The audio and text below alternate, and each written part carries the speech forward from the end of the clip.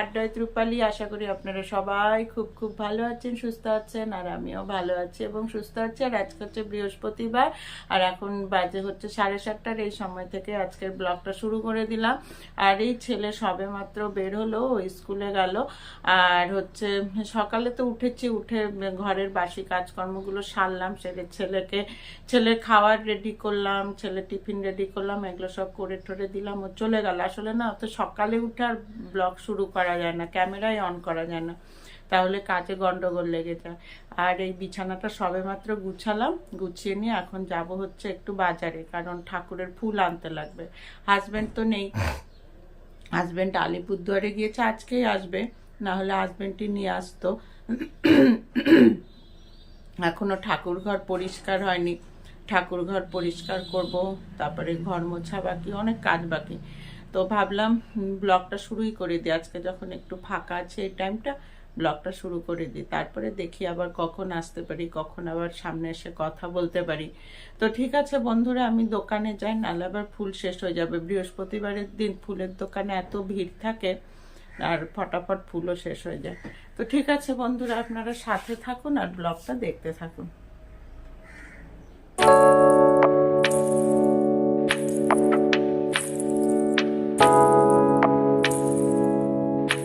এই যে ঠাকুরের ফুল আনলাম,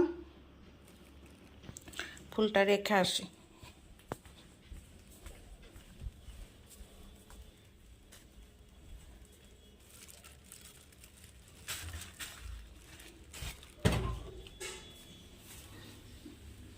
তারপর কিছু সবজিও নিয়ে আসলাম, এই যে কোয়াশ এনেছি, পালং শাক এনেছি, এইদিকে মূলা আছে, বেগুন আছে, মূলা, বেগুন, আর এই যে সিম, একটু এই কটা জিনিস এনেছি। আর এই যে আমি পালং শাকটা কেটে জলে ভিজিয়ে রেখেছি, তাতে হয় কি পেটে গ্যাস ট্যাস হয় না, কারণ আজকালকার শাক পাতায় সব সবজিতে যে হারে কেমিক্যাল দেওয়া থাকে না, তাতে একটু কেটে ভিজিয়ে রাখলে ভালো হয়। আর এই যে এখানে সব সবজি কেটে ধুয়ে রেখেছি, এটাও জলে ভিজিয়ে রেখেছিলাম, এখন উঠালাম।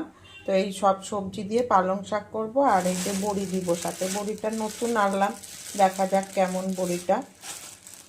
আর করব হচ্ছে এই যে, আর এই যে ডিম বের করে রেখেছি, ডিম রান্না করব। তো ডিমটা কিভাবে করব সেটাই ভাবছি আর কি।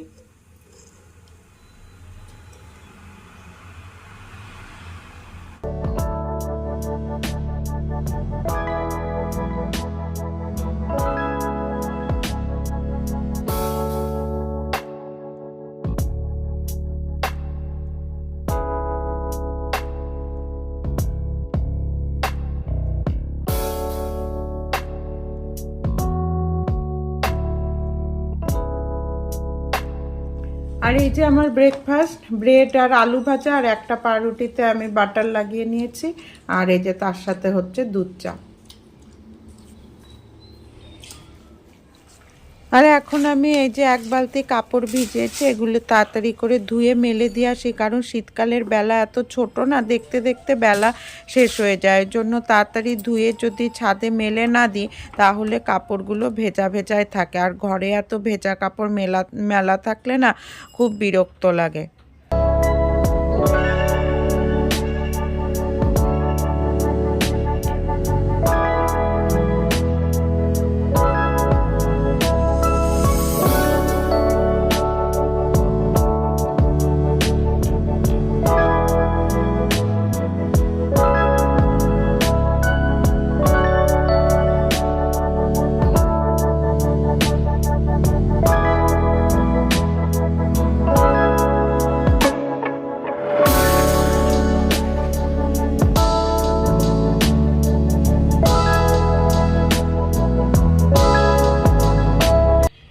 তো ছাদে এসে কাপড় মেলতে মেলতে লক্ষ্য করলাম, দেখুন কি সুন্দর পাহাড়টা দেখা যাচ্ছে। এটা দার্জিলিংয়ের পাহাড়, কাঞ্চনজঙ্ঘাটা আর কি।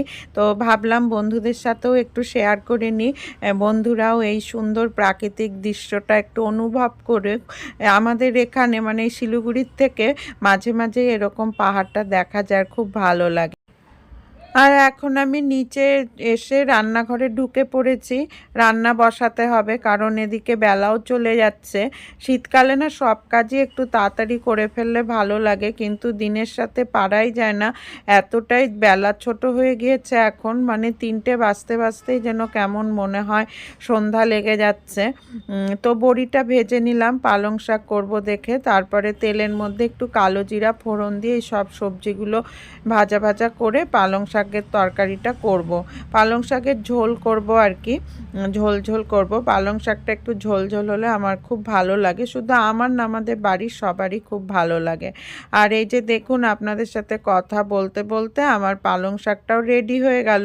তো পালং শাকের তরকারি আর শেয়ার করার মতো কিছু নেই, তো সেই কারণে পুরোপুরি শেয়ার করলাম না। আর এখন আমি ভাবলাম যে ডিমটা পোচ করে নিয়ে কারি করি, তো একইভাবে ডিম খাওয়া হয়, তো এই কারণে ডিমের পোচ করে নিচ্ছি। তো পোচ করতে গিয়ে কুসুমটা একটু ভেঙে গেল, গোটা থাকলো না, সে যাই হোক করছি আর কি এইভাবে। তো এই ডিমের কুসুমটা বেশ ভালোভাবেই রয়েছে। তো এইভাবে কিছু ডিম আর কি 4-5টা ডিম এরকম করে পোচ করে নিব, পোচ করে নিয়ে তারপরে এটা কারি করব। তো ডিম না মানে নানাভাবেই করা যায়, এবং প্রতিটা আইটেমেরই কিন্তু এক এক ধরনের স্বাদ হয়। তো এখন আমি ডিমের পোচগুলো করে ফেললাম, করে নিয়ে এই তেলের মধ্যে একটু লবণ হলুদ দিয়ে তারপরে আলুগুলো ভেজে নিচ্ছি আর কি। আর আলুগুলো আগের থেকেই সিদ্ধ করে নিয়েছি, কারণ তাহলে একটু রান্নাটা তাড়াতাড়ি হয়ে যায়। কাপড় যখন ধুচ্ছিলাম তখন এক গ্যাসে ভাত আর একটা উনানে আলু সিদ্ধ বসিয়ে রেখে গিয়েছি, কারণ তাহলে রান্নাটা তাড়াতাড়ি হয়ে যাবে। এখন আমি তেলের মধ্যে গোটা গরম মশলা ফোড়ন দিয়ে তার মধ্যে পেঁয়াজ কুচি, রসুন কুচি, লঙ্কা কুচি, টমেটো সমস্ত কিছু দিয়ে দিয়েছি, দিয়ে একটু লবণ দিয়ে ভালো করে ভেজে নিচ্ছি। আর একটু তারপরে জল দিয়ে ঢাকা দিয়ে রেখেছিলাম, তাতে হয় কি যে পেঁয়াজ রসুনটা না বাটলেও কিন্তু একদম বাটার মতনই স্বাদ হয়। তো তাড়াহুড়ার টাইমে এইভাবে আমি করে ফেলি, পেঁয়াজ রসুন আর বাটি না, এরকম করলেও একদম বাটার মতো স্বাদটা হয়। তারপর আমি জিরে গুঁড়ো, ধনে গুঁড়ো, হলুদ গুঁড়ো একসাথে জলের মধ্যে মিশিয়ে দিয়ে দিলাম, দিয়ে ভালো করে মশলাটা কষিয়ে নিচ্ছি, কারণ না প্রচণ্ড দেরি হয়ে গিয়েছে, সেই কারণে খুব তাড়াহুড়া করছি।